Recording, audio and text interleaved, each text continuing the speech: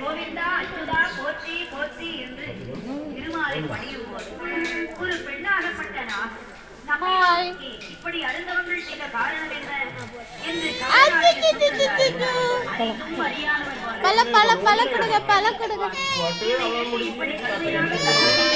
கம்மல் போடணுமா வேண்டாமா? சரி சரி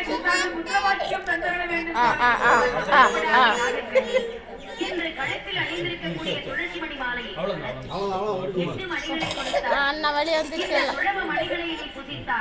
நினைத்த காரியம் அஞ்சாவது சென்று வருவாய் பெண்ணை என்று அனுப்பி வைத்தார். அந்த நாட்டிற்கு எப்படி புறப்பட்டு வருகிறாள்? எப்படி தவத்தை விட்டு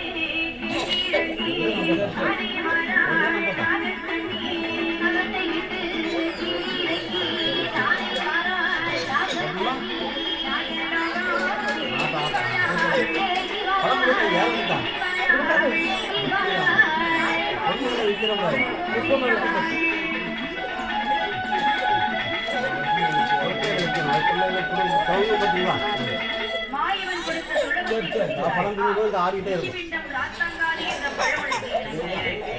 உண்ணாமல் உறங்காமல் இறையெடுக்காமல் தேவி 41வது நாளையில் உச்ச கிரகத்திலே 8 முட்டையிட்டு அடைகாத்து வைத்திருந்தார். நம்மை போல சொந்தமாக பிறக்கக்கூடாது, சக்திகளாகவே பிறவி எடுக்க வேண்டும் என்று நாகச்சண்டி வெண்முடியாள் ஆதிபராசக்தியை நோக்கி சமமையேற்றினாள். ஆவலாய் ஓம் ஆதிபரா